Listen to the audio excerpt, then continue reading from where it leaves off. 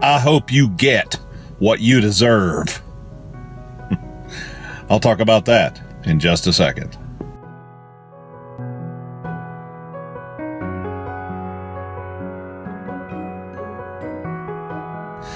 I was driving home from school several years ago, and a news reporter came on the radio, and it was telling a story about a baby that had starved to death in its crib while its mom and dad were sitting down to have their meal.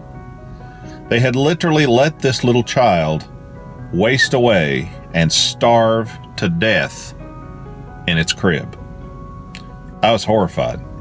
I remember almost yelling at the radio in just a rage of anger that came over me for just a second. I thought of my own children and how there was no way I would go without myself before I would allow them to be hungry. I just couldn't understand it. And my final thoughts were, man, I hope they get what they deserve. I've heard people say, well, hell's not hot enough for that kind of person.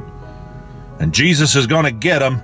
God's going to smite them one day. They're going to be sorry. And that all very well may be true.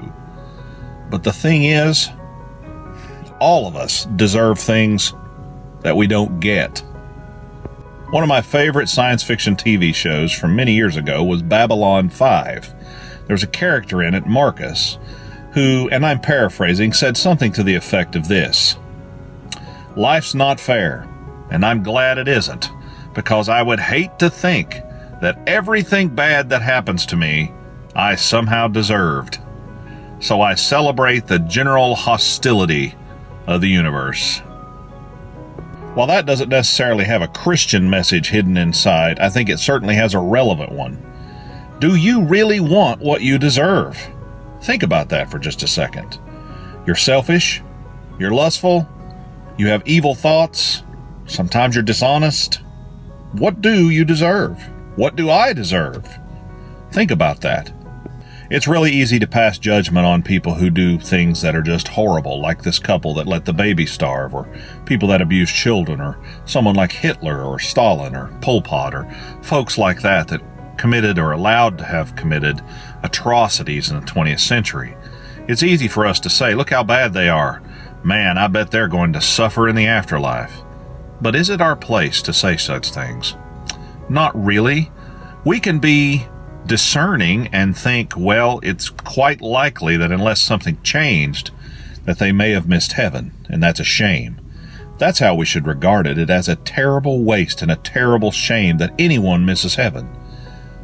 Well, let me tell you something, folks, and I certainly don't like admitting this, but I do not want to get what I deserve. I deserve hell, and I deserve death.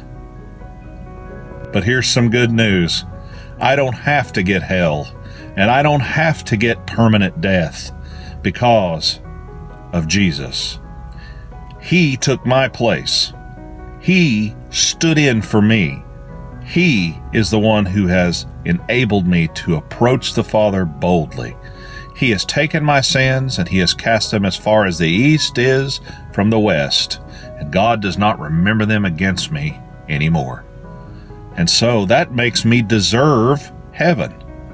Not because of anything I did, but because of what he did. And I thank him for it every single day. So before we point our fingers at others, and before we offer judgment, and before we pronounce, I hope you get what you deserve, we might want to be thankful that because of Christ, we don't have to get what we deserve. Be kind to each other. Have a great day.